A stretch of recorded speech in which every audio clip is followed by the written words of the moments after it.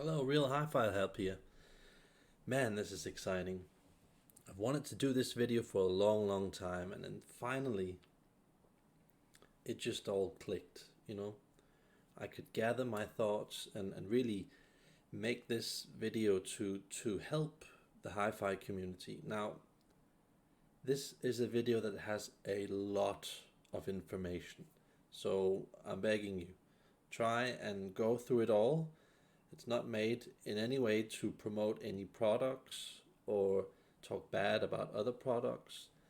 This is what I personally think, and I'm just giving this to you guys as a circa guideline so you guys can decide what equipment you want to go with, and just to give you some perspective. So yeah, let me just read some of the stuff. This is how I personally would rank most equipment from the manufacturers, where 0 is the lowest rank and 100 is the highest. I'm just gonna quickly go through this test. So it's done taking each brand and listening to most of the models over the past 2 to 30 years I've had, and yeah, under different kinds of conditions, a lot of different conditions. Now, like I said, I'm not here to promote any products, so I'm just very nerdy and I like to do things 110%. And I feel that most of these tests that are on the internet are just so biased, and you almost always see the same brands at the same homepages, and you know what homepages I mean. It's always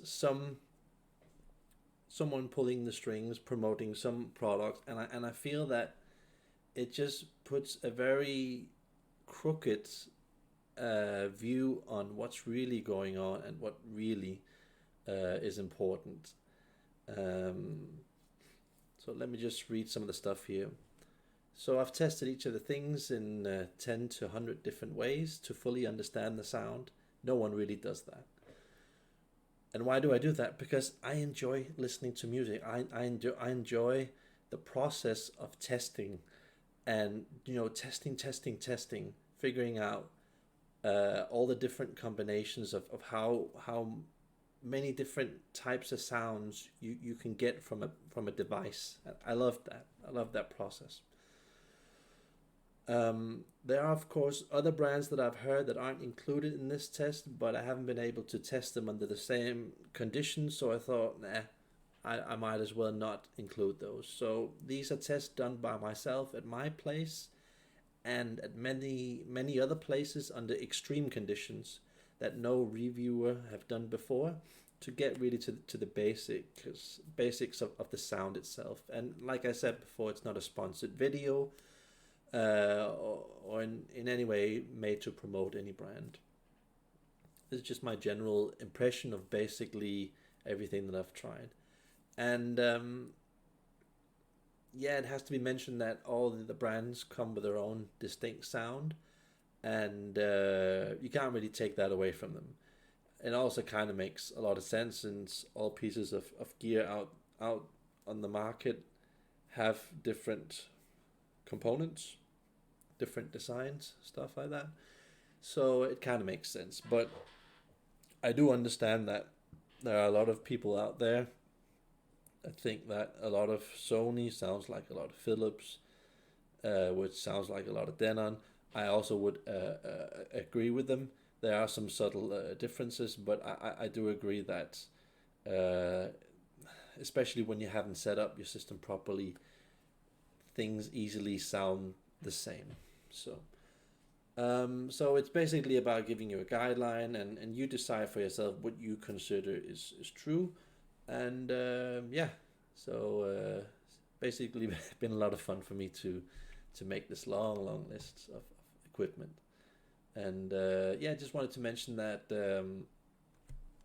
also when you've got pieces of equipment that's 10, 20, 30 years old, it actually degrades the sound a bit. So usually it gets a bit more noisy and thin-ish. Just so you guys know that. Um, and this is a scale from 0 to 100, like I said. So let's start with the very first group here. One moment. Ooh, I had to sneeze.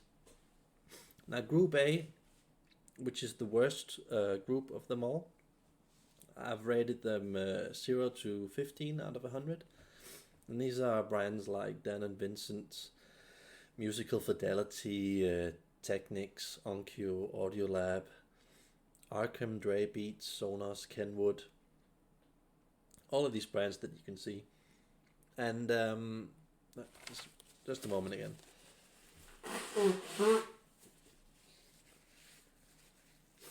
And I have to say that I'm not very impressed by those brands.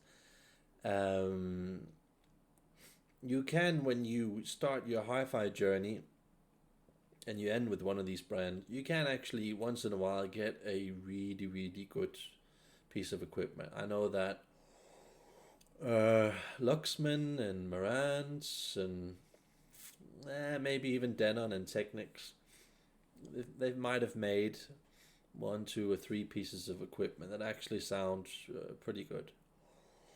But as a whole, I actually find them very disappointing, very disappointing. And it's a thing that you many times don't even know until you've actually placed yourself in a completely different group of brands that usually use a lot more money on designing the equipment. So when I had my first Technics stereo, I was actually quite satisfied with it. Of course, when I had it for like a year or two, I thought, how about I change some cables, use some better power cables and all that. And yeah, it made a tiny difference, but when you're dealing with equipment like this, you usually can't change a whole lot and hear the differences. So yeah, it just feels very limited. And my general impressions were that a lot of these things were cheap, felt like really cheap, had bad timing, noisy. It just had this fake two-dimensional sound, and like I said before, it's just really annoying testing new equipment, new cables, maybe a new CD player or whatever when you have an Onkyo amplifier or whatever.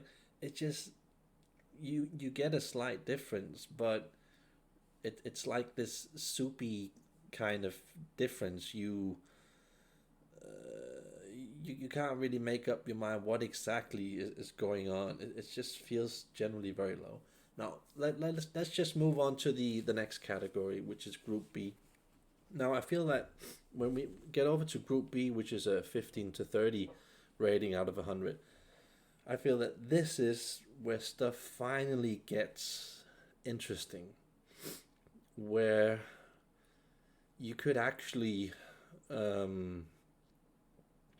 stick with one of these brands and keep it possibly for the rest of your life, because they make some pretty good stuff.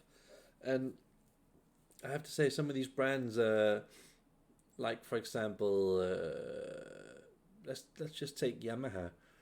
I would say generally Yamaha with their newer equipment, I really don't like their sound, and some of their lower budget CD players and amplifiers even 10-15 years ago, I also don't really like their sound, and kind of thinnish and like you don't really get a really good impression of what's going on.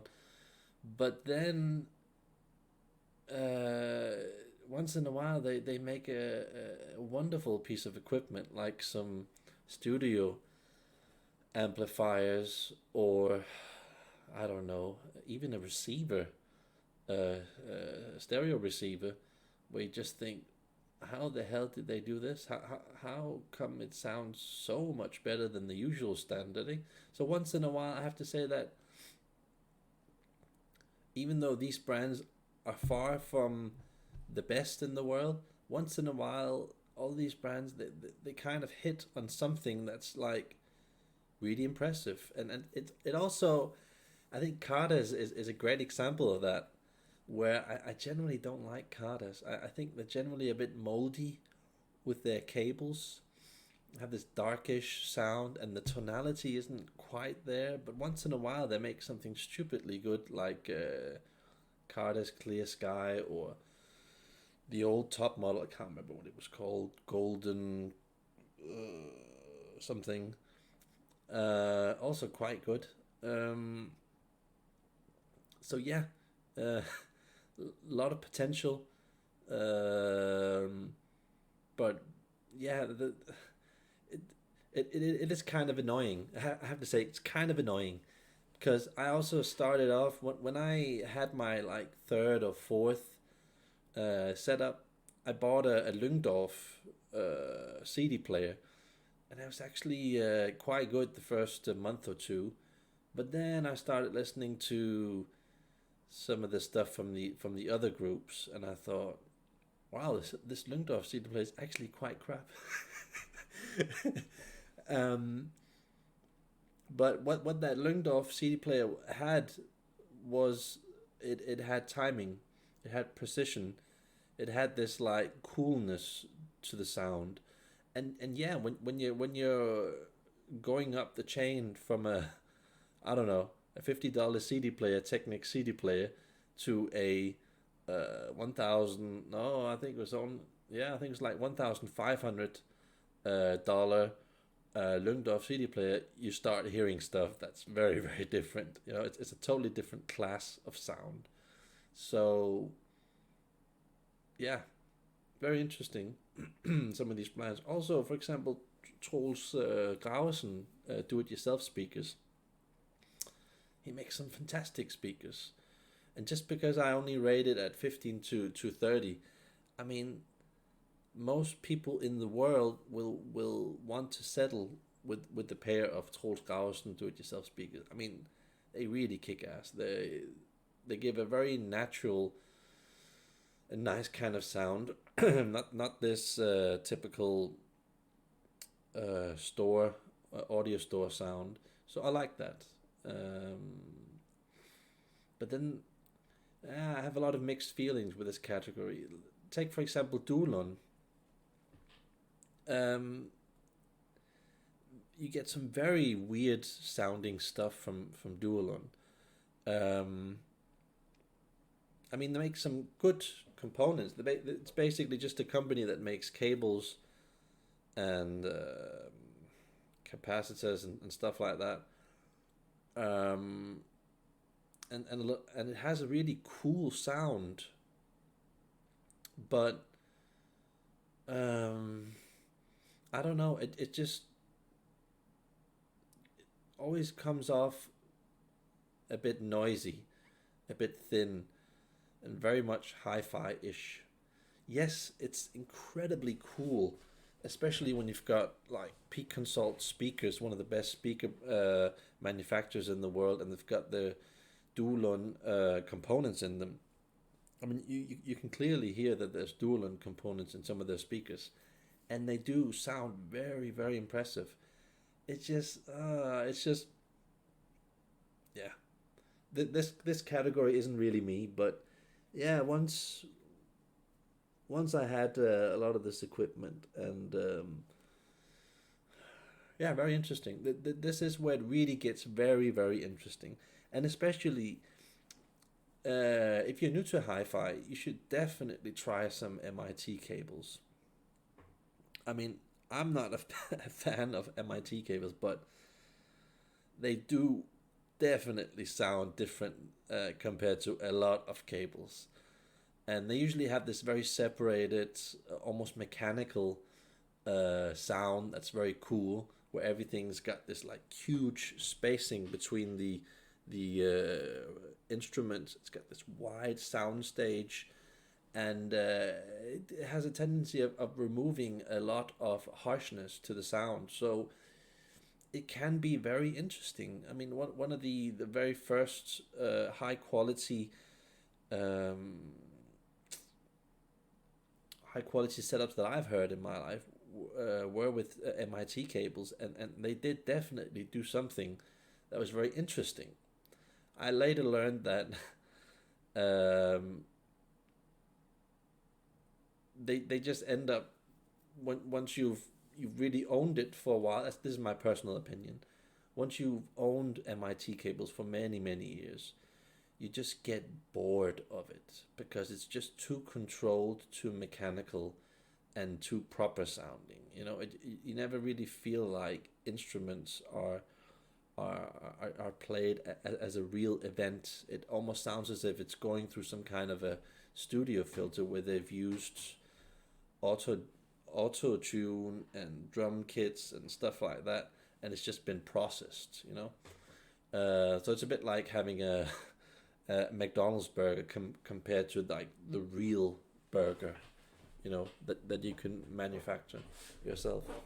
So yeah, very interesting. Let me just go down the list here, but let me just read this up. So my general impressions were that it was a lot better, but still lacking in the long run. So I think that a lot of people in the world would settle with one of these brands and think like, whoa, oh my god, it can't get better than this. And fine, if you think that, you don't really have to look at the more expensive equipment later on. But yeah, let's just go on to the next category. So group C, this is where I feel like this is the real deal, where it starts becoming like crazy good. And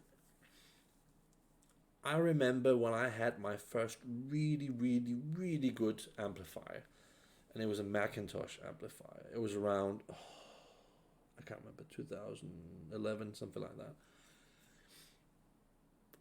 Oh, it was such an experience buying it new,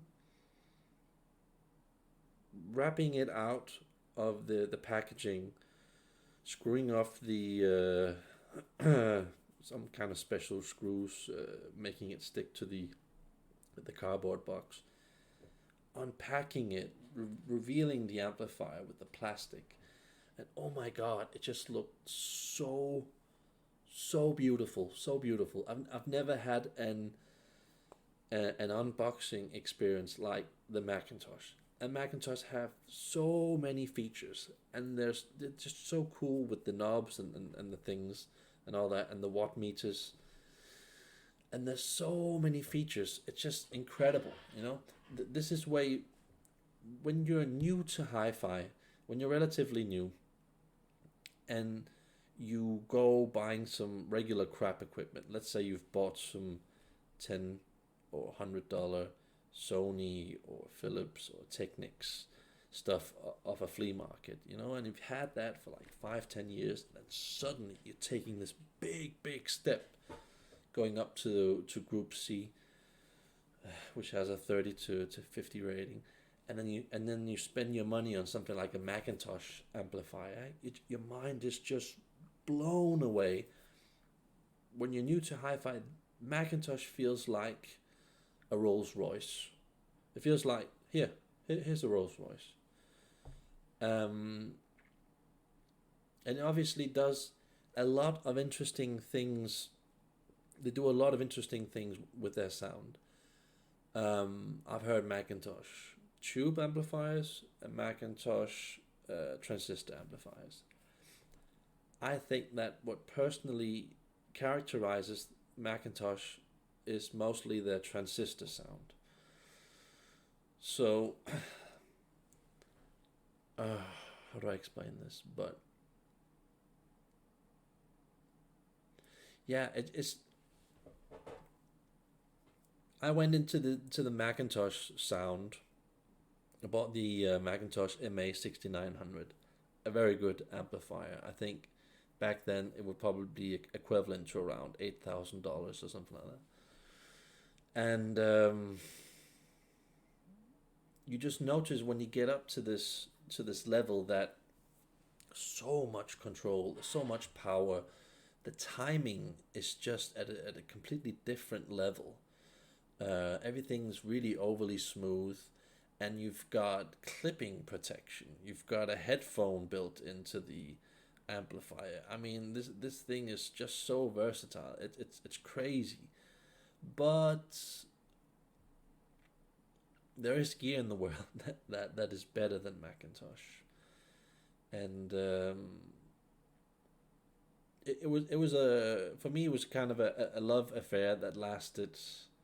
I think it only lasted 3 to 6 months, and after around 3 months, when it was burned in, and I tried it with a lot of different cables and CD players and stuff like that, I started to notice some things about the Macintosh sound, and basically was that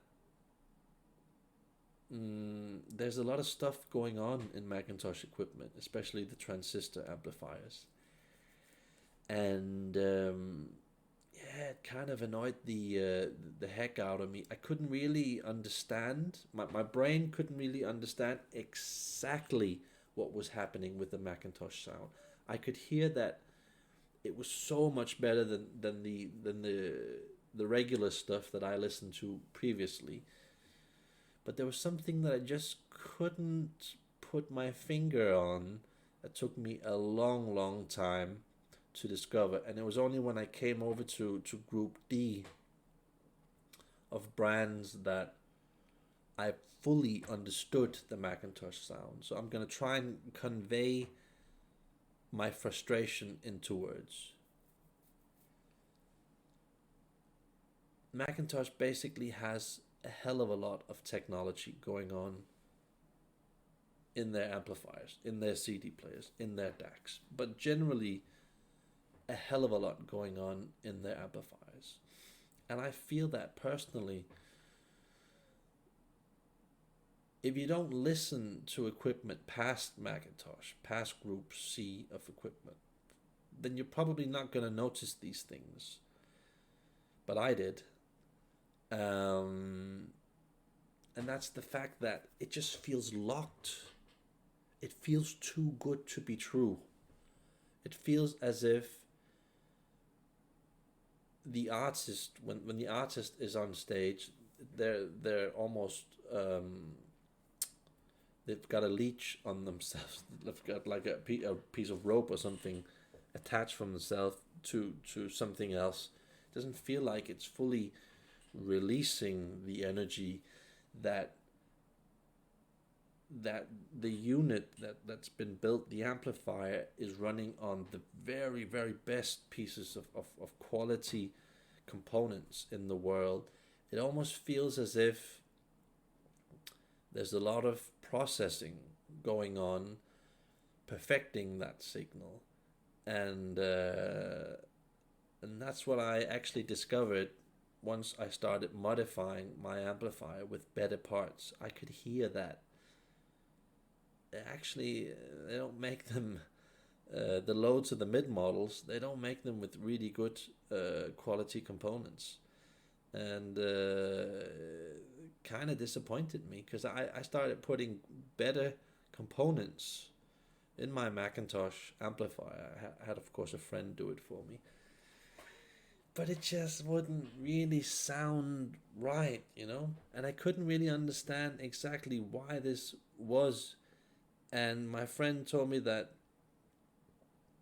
you haven't done anything wrong. You've chosen the right components, but he told me that the problem is that you haven't overall changed the signature of the amplifier. But you have to understand that the build quality of this amplifier, even though you've paid around $8,000 for this amplifier, the build quality is only around 2.5 out of 10. And I was completely shocked when I heard this. So when I started putting components in the Macintosh amplifier that were like 4 or 5 out of 10, I could hear gaps in the sound. I could hear that there was something not quite right. And that's the thing. Macintosh use some particular components that keep the sound at a very conservative level. Keeps it smooth, keeps a good timing, blah blah blah blah blah. When you start messing with that, okay, you can only put good pieces, good components in stuff that is built for it. And Macintosh, even though it's fantastically good equipment, is not good enough to be upgraded generally, unless you just do some very superficial upgrades, like upgrading the bracket on the back side of it. That does a hell of a lot. Maybe using a different fuse, but then you have to stop there. Only upgrade cables, change some speakers, maybe change your CD player, whatever. You can't do more than that. If you start messing more with the Macintosh sound, it just goes off in a direction that it's not supposed to do. So it's just a good tip for anyone considering tweaking their Macintosh equipment. Generally, I would not recommend it at all. But a very fascinating sound, very fascinating, and a very linear sound. But once you get up to these other categories of sound, you realize that, yeah, the Macintosh sound is pretty flat, pretty two-dimensional. Like I said before, it has this conservative way of not really letting go of the sound. The sound stage itself is not clearly defined. It's like out in the air. You don't really know if it's right, left, or how far it goes towards the wall. At a superficial level, it's awesome. Awesome. And if you never listen to any of the other categories of equipment, you'll be amazed with Macintosh and fully satisfied and stuff like that. But I was really disappointed with Macintosh when I heard some of these other pieces of equipment that I will go with a bit later. But let's just continue here. Like Ear, that's a good brand, fantastic brand. Also makes some very good tube equipment. And I have to say, Bob Carver is one of the brands that surprised me the most. I really wanted to put Bob Carver in this group D, but I find that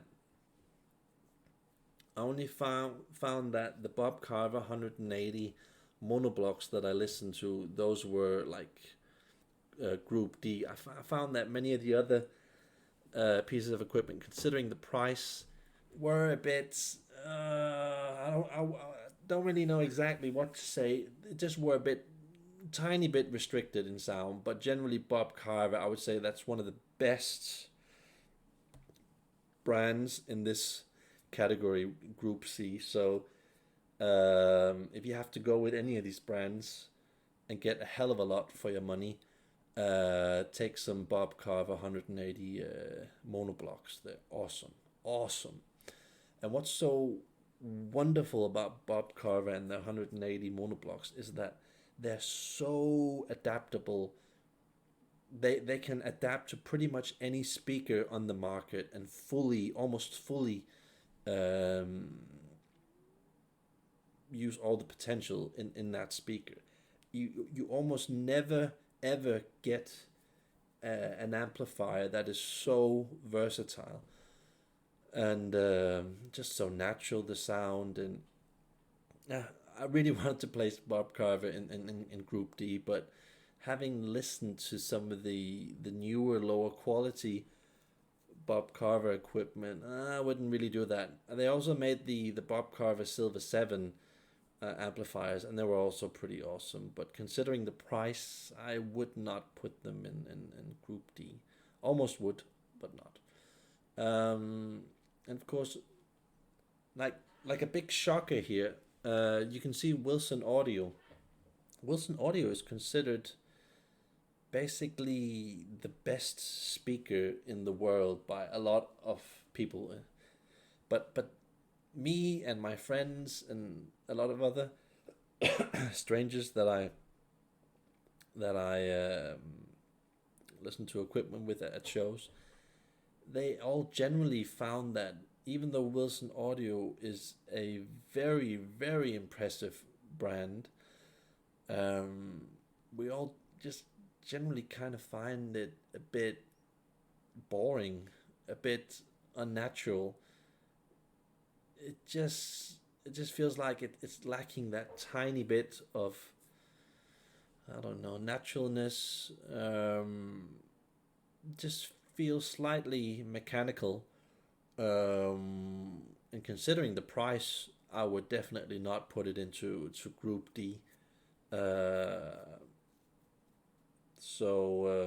yeah, kind of disappointing because you always hear Wilson Audio speakers with some fantastic amplifiers, spectral amplifiers, Negra amplifiers. We'll look at those a bit later, which are some of the best amplifiers in the world. But it's kind of an illusion of how good Wilson Audio really is, because Wilson Audio basically just demos their equipment with the best transistor equipment in the world, and then people get the impression that, well, Wilson Audio must be the best speaker in the world, and I can assure you that it is definitely not.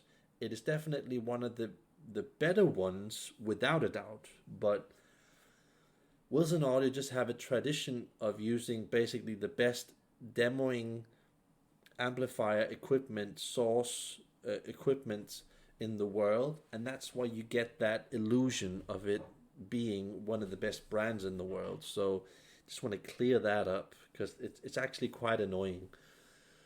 Yeah,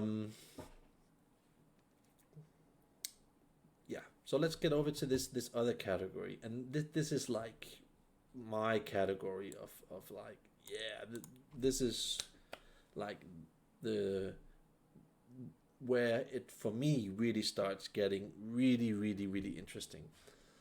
Now, a brand that usually doesn't get any attention is YBA, a French company. And YBA, they started off by making some pretty decent amplifiers, and especially their YBA Passion amplifiers, 100, 200, and 300. If you can still find those used, oh my god, go for them. Change the speaker terminals on them, do some small tweaks. They are just awesome, and you can get them for almost no money. Just an awesome piece of equipment, not a long circuit signal. Just very lively and fun and transparent, and yeah, just very exciting to listen to. And Verity Audio with their speakers, yeah, it's a world class speaker brand. Also like Peak Consult, and especially Martin Design. Martin Design is for me, I would say, probably one of the 5 best speaker brands in the world, and they can easily sound annoyingly digital and bright and edgy. And usually when they demo the Martin Design speakers, they have some good equipment like ear amplifiers and stuff like that. If you ever have the possibility, listen to Martin Design's speaker, and listen to it with a spectral Negra, maybe even an audio note or something like that equipment with it. It just sounds awesome. And I think Martin Design, especially with their older Bird One speaker, that's one of the most underestimated speakers in the world. I would say it's one of the top 10 speakers in the world. Martin Design Bird One, ridiculously good sound, so much resolution, so intense. It is very much towards the new hi-fi sound, but also plays pretty natural. If you could ever get your hands on a Martin Design Bird One speaker, oh my god! And I actually think that with their Bird 2 speaker, the new one that they made some years ago, I actually don't consider it nearly as good. Something with the tweet, it just doesn't sound quite as good. It's almost as if they recognize that, oh, we've made this speaker a bit too good. It's going to destroy the hierarchy of speaker models. Better just make a worse model next time we make one. And then they did that. Made a Bird 2. So people can buy a Coltrane, which is a lot more expensive, which is of course better than Bird 1.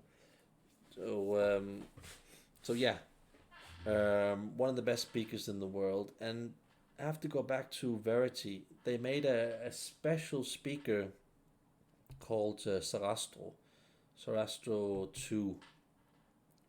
Also one of the most awesome speakers in the world. And Peak Consult with the Top Dragon speaker.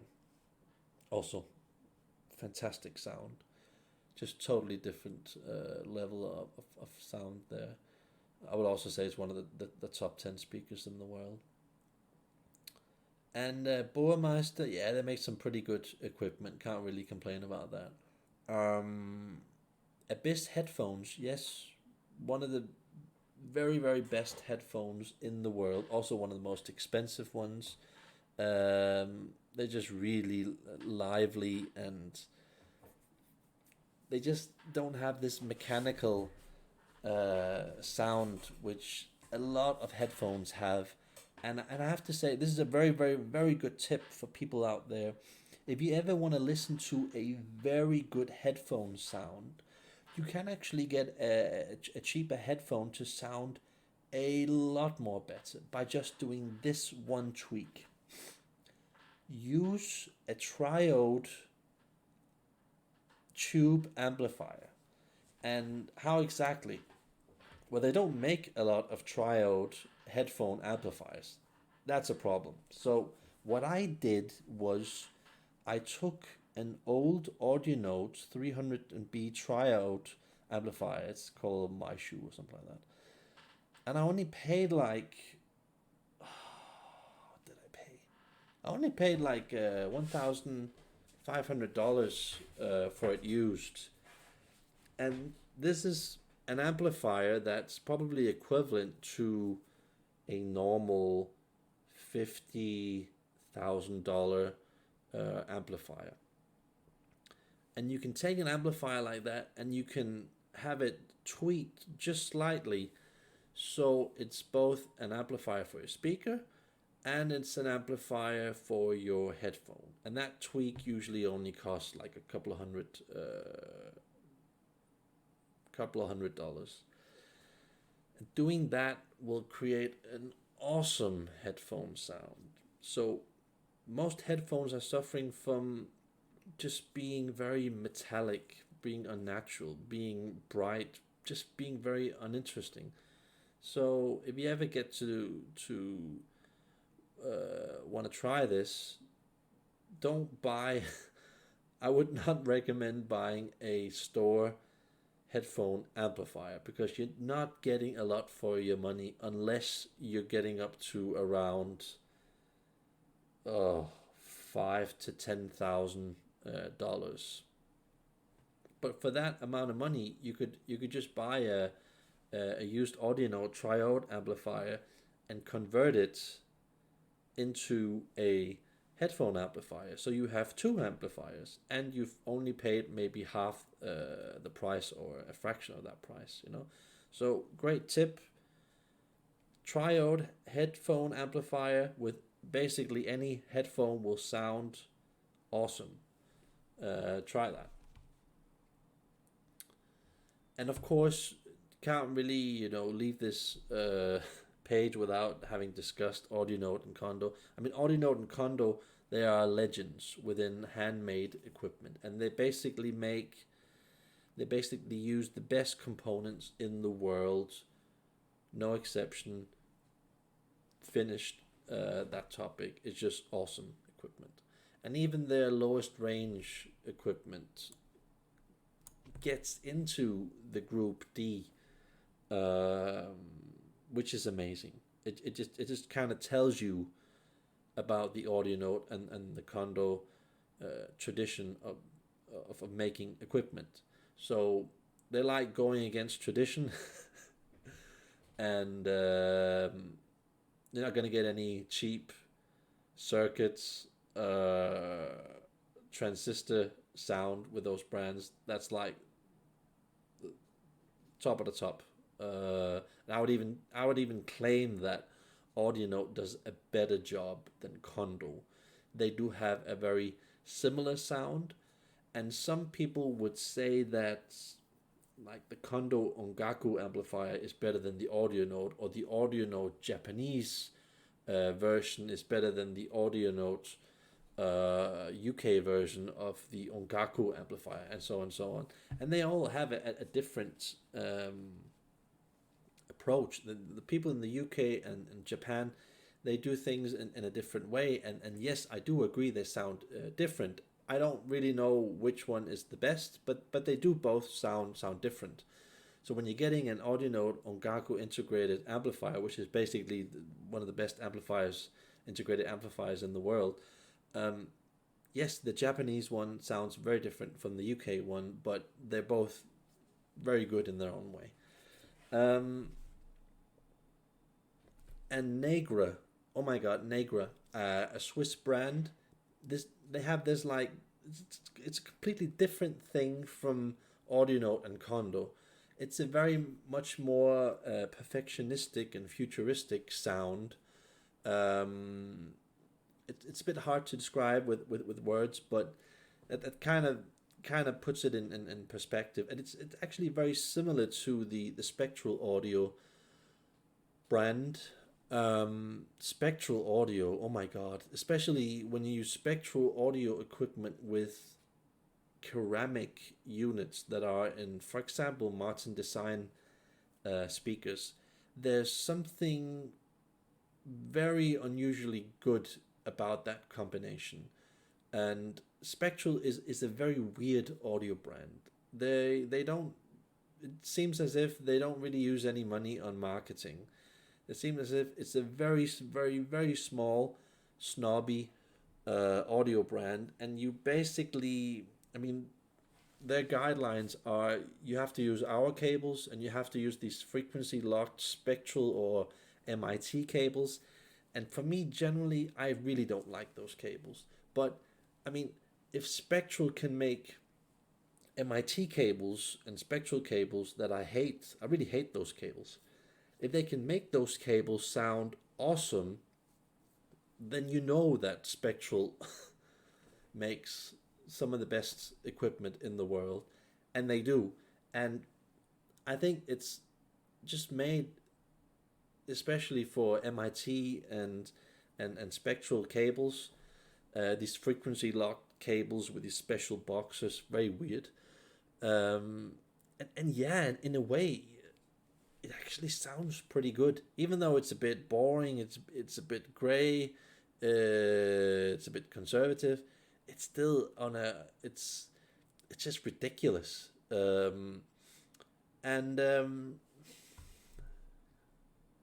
Abyss Sound, a very underestimated brand. I would say Abyss Sound is a lot like Macintosh. How Macintosh would sound if they had a shorter, if they worked on a shorter circuit, and they used some slightly better parts. I think Abyss Sound is. Oh yeah, if they went for Class A, I think Abyss Sound is a very interesting brand from Poland that no one's really paying any attention to, and that's one of the reasons why I also put it in here, because I heard it at a friend's place, and I was pretty blown away by how much music you're getting for the price. This is some high quality transistor sound. You usually don't hear this kind of transistor sound for that amount of money. But I also have to say that it's almost as if they cheated a bit, because the power draw on these effect blocks that they create are just ridiculous. I mean, they're like some of the Pass Labs um,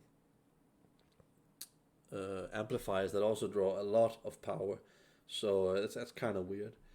And yeah, I just wanted to cover this one. You know, Gigawatt is a very interesting brand, and I find that especially when you get into the PF2 Mark II power bars, you know, that's actually where power bars get really, really interesting, you know, and they don't cost a hell of a lot compared to most other power bars. So if you ever get the chance, try a Gigawatt PF2 MK2 power bar. That's that was one of the few power bars of all the power bars that I've tried that actually made music interesting and started going into this really three-dimensional layering and separating detail. Um, so if you have a normal power bar on your system, try and just, I don't know, maybe borrow a power bar from them, because they make some pretty awesome equipment. And I have to say that, especially when you get up to the really expensive power conditioners, PC2 Evo, SE, whatever they're called, very impressive. And especially when you get up to the number 4 model, PC4 Evo SE with DC filter and all that. That's just an awesome piece of equipment, and you actually never realize before you try one of these power bars, these power conditioners actually, how much noise is hidden in your system, and how much bigger the sound stage can get, and how much more dynamic and having a much more black background it can get. I still think that what Gigawatt did with their boxes is that they basically incorporate some very new technology, and it gets awesome. The sound, you get into this like almost Negra spectral perfectionistic sound where you can hear all kinds of small details. But I feel that if you want something that's a bit more down to earth and more real, I actually prefer this brand here that make cheaper power boxes, ISIL 8s. And it's a very underestimated brand that not a lot of people are using. Basically, most people in the world are not using ISIL 8 or Gigawatt. I find that really, really, really, really sad. So